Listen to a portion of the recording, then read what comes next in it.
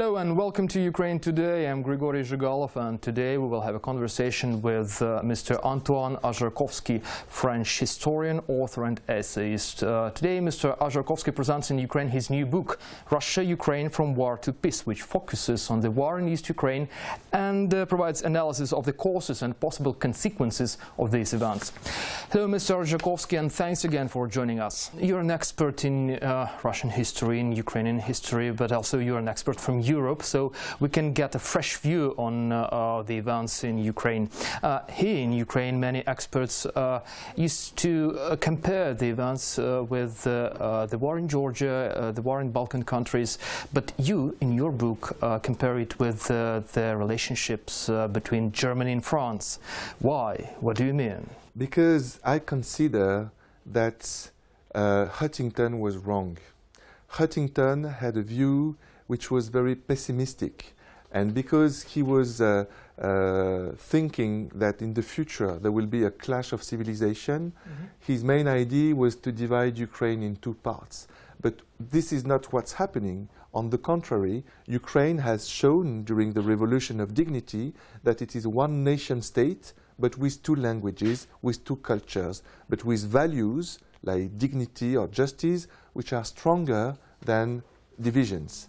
So Huntington was wrong in his expertise. So what is the good methodology to understand what's happening? And I speak with a well-known professor in France, Raoul Girardet, of the importance of mythology to understand nationalism. We in France and in Germany had also very nationalistic states in the 30s, because we had the same theological and political view that we are the only inheritors of the Roman Empire. We are French. So you mean that Russia and Ukraine do not want to share the Kievan Rus? Exactly, exactly. The historians at the 19th century, they said in Russia, Karamzin said, Russians are the only inheritors of the Kievan Rus. And in Ukraine this is the same. Hrushevsky explained that the Russians, they didn't exist in the Middle Ages. They are just a recent state. We are the only inheritors because we are in Kyiv. In reality, both Russia and Ukraine and Belarus are inheritors of the theological project of the Kievan Rus. Mythology would help to understand much more other questions. The question of the mythology of the Second World War, for instance, this is very present today. The Russians are saying that it is necessary to be in the Donbass to fight against the fascists. This is exactly what the Stalin was saying against the Germans. So we need to have much more history, critical history, but we need also to recognize that myth is important.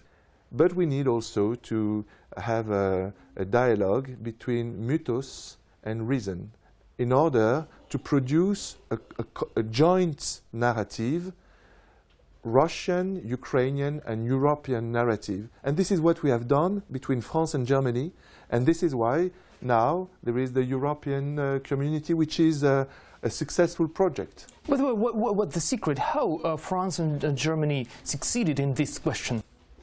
Because they saw, as Raoul Girardet has seen, the mythical, the symbolical dimension, which means to open on the reality of the transcendent dimension of which moves the nations.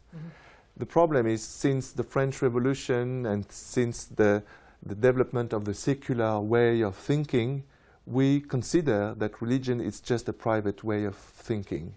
It doesn't concern the public state, the public square. This is wrong. And the Russians and the Ukrainians, they fought against communism in the name of values. And today we cannot just say them, this is just private. This is why the Ukrainians, both Ukrainians and Russians, they consider that religion values are important to build a successful nation state. In the West, we need to listen this.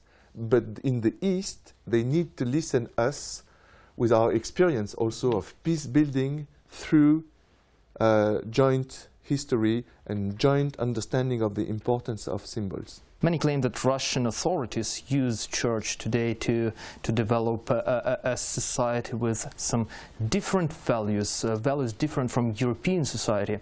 Can you agree with this argument? Can you see any danger in how events are developing in Russia and in Russian church? The idea of the Russian world, which is developed by the Patriarch Kirill, is not well-founded on a theological background. You will not find the idea of the Russian world in the Gospel. You will not find the project of the third Rome in the Gospel.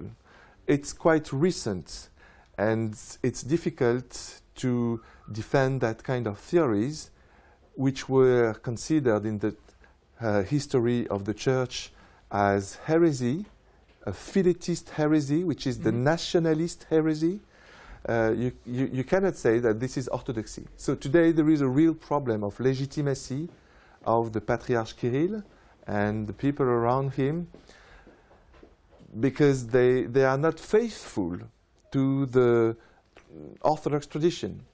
It's a real danger, because the consequence of that kind of idea is to say, if there are Russians in Crimea, if there are even people who are not Russian citizens but Russian-speaking people in Crimea, that means that Crimea should be Russian. Or if they are Orthodox. Or if they are Orthodox. And this is wrong. But never in the history of the Church, the Orthodox Church gave blessing on attacks on other countries. So there is an urgency to criticize this, but also to propose alternative and say that, well, you want to do mission, this is very good, this is very Christian, let's do it together. We have a common goal, the kingdom of God on the earth. So we are open, you know, and we understand what you have done, because we in France, we have done the same. We were also in North Africa, and we considered that North Africa is French, but de Gaulle came at the beginning of the 60s, and he said, no, that will not work in the 21st century. So we have also our experience. We were also an empire, but now we are part of the European Union, and we can share our experience because, well, it's a successful country. So, I mean, we can share it. Thank you very much, Mr. Arjakovsky, for joining us today. Thank you. Thank you so much.